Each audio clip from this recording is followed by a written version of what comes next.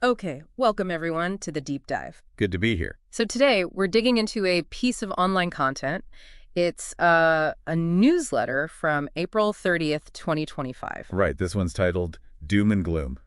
Funny pick. Deceit. No agenda news. Exactly. It's from John C. Dvorak and Adam Curry, the guys behind the No Agenda show. Mm. And our plan is basically to unpack their take on things, current events, how they talk to their audience, all based just on what's in this specific newsletter. Sounds good. Let's jump in.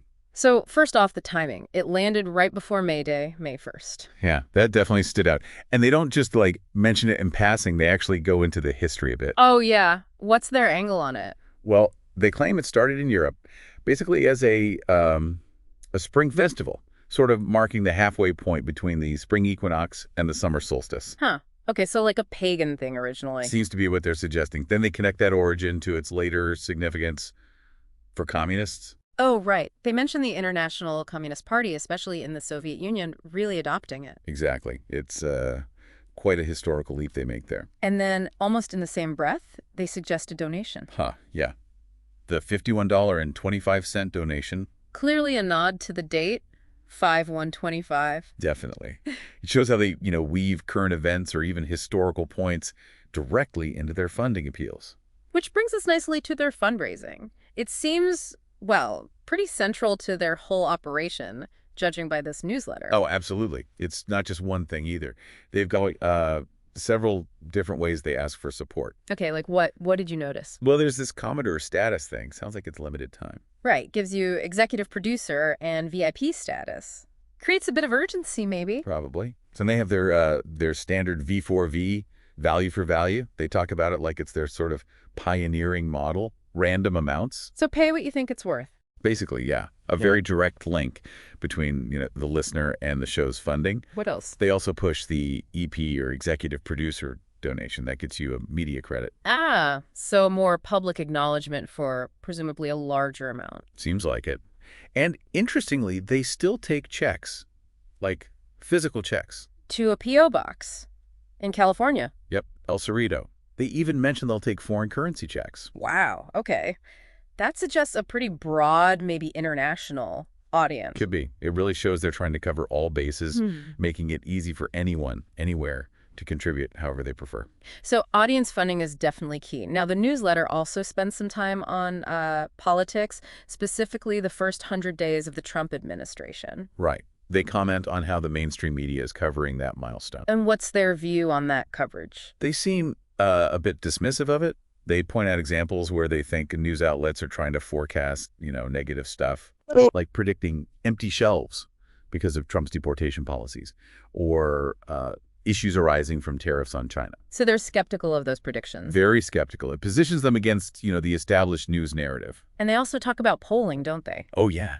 They describe this intense scrutiny, like minute-by-minute polling, focusing on any tiny dip in popularity. How do they characterize that? They call it borderline comedic. Comedic. That's a strong word. It suggests they see it as excessive, maybe manufactured. Yeah, that's the vibe. Using a word like comedic frames them as sort of detached, rational observers looking at a media frenzy. It reinforces their whole alternative news identity. Okay. Then they shift gears a bit and ask about some government reports. Yeah. Or the lack thereof. Right. They question what happened to these supposedly daily reports on government waste. They give specific examples, too. Something about Guatemala. Yeah. Transgender promotion in Guatemala, funded by USAID under Samantha Powers, they say, and other foreign projects. So they're implying these reports existed and then stopped. Or were hard to find. It's a bit unclear, but they're definitely raising questions about transparency, especially regarding foreign aid spending. They also hint that maybe similar waste exists elsewhere, like the Department of Defense. And that bureaucrats might be hiding it. That seems to be the implication. It taps into that classic theme of government inefficiency and maybe obstruction. But then they give this overall assessment of how the Trump administration is doing, using a sports analogy. A football game analogy, yeah. Yeah. They basically say the Trump team is losing. Losing why, according to them? Well, they point to internal issues, carping and resistance, plus legal challenges, judicial stuff, and China. So external and internal pressures. Exactly. But then they pivot and say the real loser isn't Trump, it's the American taxpayer. Ah, connecting it back to the audience's wallet. Mm-hmm. It's a direct way to frame their political commentary in terms of financial impact for the average person listening. They also take aim at PDS, right, over a graphic. Yeah, this specific graphic that apparently included the letter F. Okay. And the issue was? Well, according to the newsletter, PBS presented this F as representing a plurality, but they claim it actually represented the Democrat part of the public. And so they see that as... They call it a meaningless smear of Trump. Yeah. So yeah, even public broadcasting isn't spared their criticism. It really highlights how interpretation of data, even simple graphics, can be, politically charged. Definitely. They're presenting it as a clear case of media bias, as they see it. Okay, let's circle back to the money side for a second, because besides those initial calls, they really push recurring donations. Oh, yeah, heavily. They mention a favorite option, $33.33 a month. $33.33, that's specific. It is. They even note it's become more popular than an older $11.11 monthly option. Interesting they track that kind of detail. Those odd numbers must be memorable, maybe. Could be. And symbolic for their community. They also offer more lucky numbers options. And a newer one, $4 a week. $4 a week? Or 75 cents an hour, they calculate it. Trying to make it seem really small, accessible. Exactly. Breaking it down like that makes it feel more manageable for people, maybe. And then there's the big one, the knighthood layaway. Right. $50 a month for 20 months, that's a $1,000 commitment, basically. Wow. A layaway plan for a donation status? Yeah. And of course, you can just do a custom amount too, a do-it-yourself option. So really, from a few bucks a week to $1,000 over time, plus one-off donations, they've got it covered. It's a very comprehensive system. It suggests they really understand their audience and want to provide options for, well, pretty much every level of financial support. And they wrap up the newsletter with a pretty explicit statement about all this, right? Under support, no agenda. Yep. They flat out say their independent news coverage is only possible because of this direct audience support. No corporate influence, no advertisers. That's the core message. They claim this freedom lets them be unbiased, unlike, traditional media outlets. It's their main selling point, essentially. Independence through direct funding. And it likely resonates strongly with listeners who are perhaps distrustful of mainstream media sources.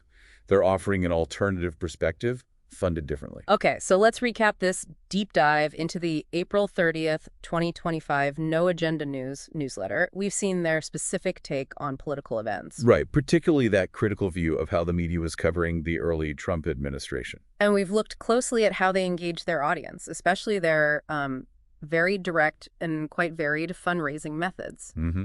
We got a window into their worldview, their concerns about media bias, government spending, and just how vital those listener contributions clearly are to keep them going. It really makes you think about how things are changing, the relationship between creators and audiences. Definitely. It's a different model. Which kind of leads to a final thought for you, the listener. When you see this kind of direct appeal for support, this reliance on voluntary contributions across so many different levels, what does this fundraising model really tell us about the shifting landscape of news media?